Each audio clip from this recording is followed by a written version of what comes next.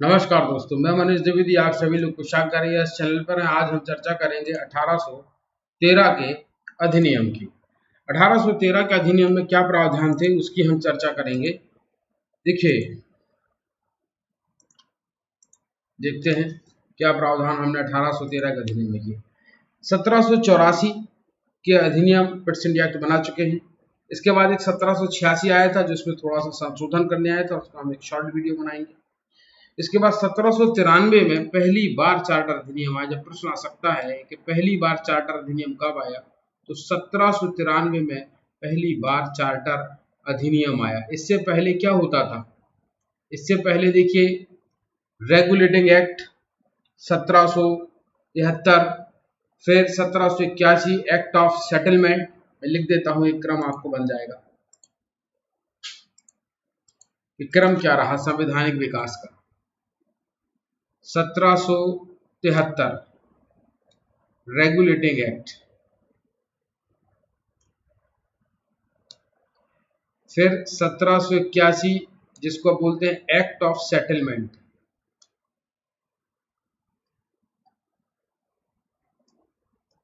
Clear? दो हो गए। तीसरा देखिए,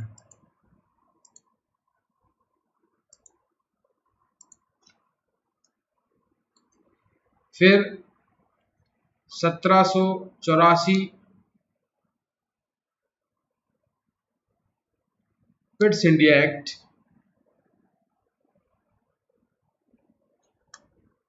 क्योंकि वहां के प्रधानमंत्री विलियम पिट्स थे तो उनके नाम पर ये पिट्स इंडिया एक्ट बना। इसके बाद देखें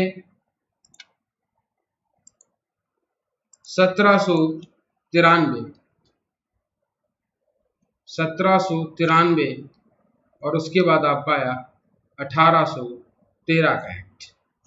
पिट्स इंडिया एक्ट तक हमने बता दिया है। 1786 का अधिनियम का शॉर्ट वीडियो बनाएंगे, मुख्य पॉइंट बताएंगे। 1793 में भी एक शॉर्ट वीडियो हम बनाएंगे। अभी हम चर्चा करेंगे 1813 की, क्योंकि इसमें ज्यादा प्रावधान बनाए गए थे, इसीलिए हम इस पर फोकस करेंगे कि 1813 में क्या हुआ था। 1813 में 20 वर्ष के लिए व्यापार करने की अनुमति ईस्ट इंडिया कंपनी को बढ़ा दी गई। 20 वर्ष के लिए, 20 ईयर्स के लिए। लेकिन एकाधिकार इसका समाप्त कर दिया गया, जो इसकी मोनोपोली थी, एकाधिकार को समाप्त कर दिया। सिर्फ चाय और चीन के साथ इसका एकाधिकार व्यापार में बना रहा, बाकी सब जगह से इसके व्यापार में एकाधिकार हटा दिया गया। किसका? ईस्ट इंडिया कंपनी का। क्लियर हुआ इतनी कहानी? क्यों हटा दिया गया जरा हम देखते हैं। अब देखिए जरा इसको।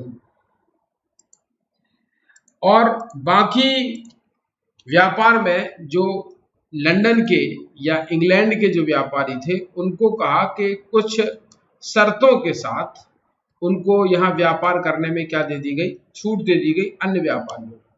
लेकिन ईस्ट इंडिया कंपनी के पास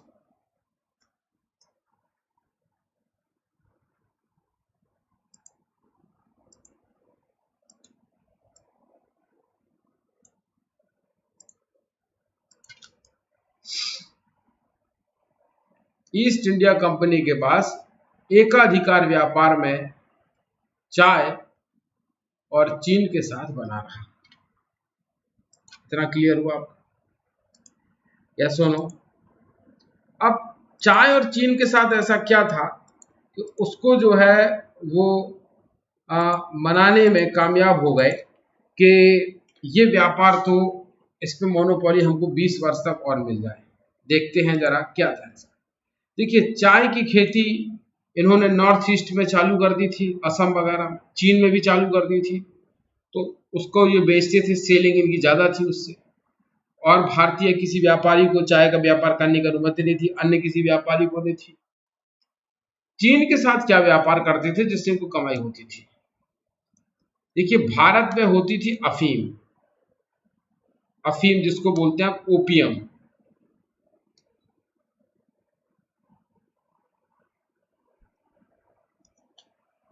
अफीम की खेती होती थी और अफीम को बेचते थे, और उस अफीम को इतना बेचते थे ये, और उससे इनको इतनी प्रॉफिट थी कि जो पूरा चाइना का एक्सपोर्ट से जो करते थे ईस्ट इंडिया कंपनी चाइना को, उस पूरे से इनको लगभग आप सोच लीजिए पूरे व्यापार का 51% अकेले अफीम से प्रॉफिट होता था।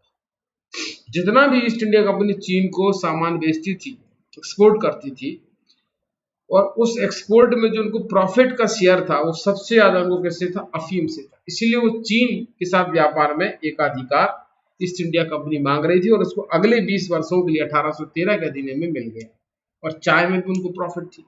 तो आप सोच सकते हैं कि चीन का व्यापार कैसे अन्य व्यापारियों को करने देते थे, और यही कारण था कि चीन के राजा ने फिर आगे जाके इस अफीम पर बैन लगाया, और उस बैन से ईस्ट इंडिया कंपनी और चाइना के बीच विवाद हुआ, और वहां पर प्रथम अफीम युद्ध हुआ 1839 में, 1839 में चाइना में पहला ओपियम वार हुआ, जिसको बोलते हैं प्रथम अफीम युद्ध। 1839 से 42 तक ये चला। तो आप देख सकते हैं कि अफीम से कितनी प्रॉफिट थी। वहां के राजा भी तंग आ चुके थे, तब जाके इस पर जो है बैन लगाया गया। समझ में आ रहा कि नहीं आ रहा? तो अब दो चीज इनको अभी भी मोनोपोली बनी रही, एक चाय का व्यापार में और एक चीन के व्यापार में। कई बार एग्जामिनर आपको कंफ्यूज करने के लिए चाय और चीनी लिख देता है, चीन और चीनी लिख देता है, तो आप कंफ्यूज हो जाते हो। वो चाय और चीन है, इसीलिए मैंने चीन के साथ का रीजन बता दिया कि वो व्यापार किसका करते थे? अफीम का। अफीम भारत में उगवाते थे और वहां बेचते थे, इससे उनको फायदा होता था। चाय भी भारत में उगवाते थे, हालांकि चाय चीन में भी होती थी, लेकिन चाय से भी वो प्रॉफिट वहां कमाया करते थे।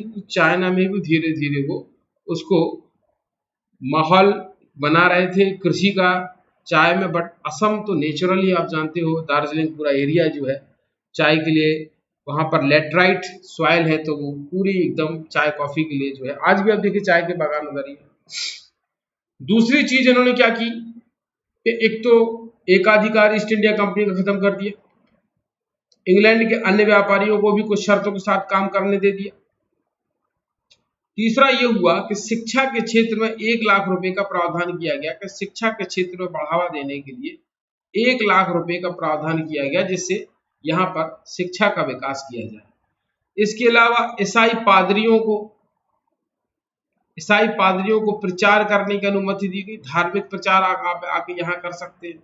इससे पहले ऐसी ऑफिशियल अनुमति कोई इनके पास थी नहीं। जो कहते हैं ना कि आप ऑफिशियल अनुमति की बात करें, तो इनके पास कोई ऐसी ऑफिशियल अनुमति नहीं थी, लेकिन अब इनको ऐसी अनुमति प्राप्त हो गई, और अब धार्मिक प्रचार भी ऑथेंटिक रूप से ईसाई पादरियों को वहां भेजा गया, यहाँ भेजा गया, चर्च बनाए गए। तो अब आप देखें, चाय व चीन के साथ व्यापार को छोड़कर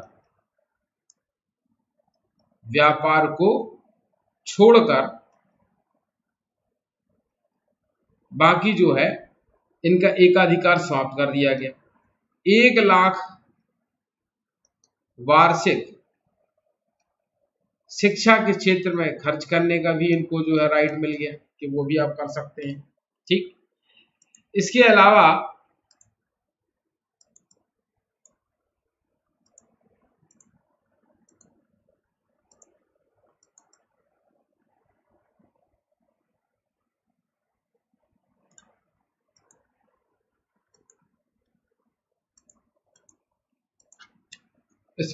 पादरियों को प्रचार करने की अनुमति मिल गई।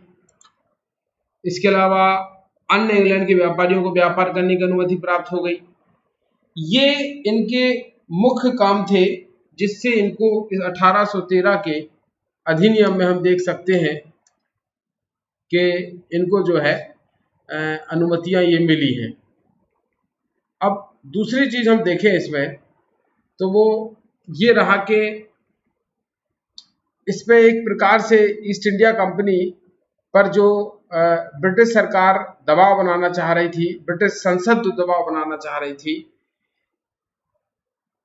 वो उनका पूरा जो रेगुलेटिंग एक्ट से इन्हें शुरुआत की कि कैसे ईस्ट इंडिया कंपनी पर प्रेशर बना के ब्रिटिश संसद को पावर यहाँ मिले। तो यहाँ ब्रिटिश संसद को पावर मिले, और ये कहा गया कि ईस्ट इंडिया कंपनी जिस भी क्षेत्र पर काम करती है वो ब्रिटिश राज्य के अधीन ही समझा जाएगा, वो ईस्ट इंडिया कंपनी का नहीं है।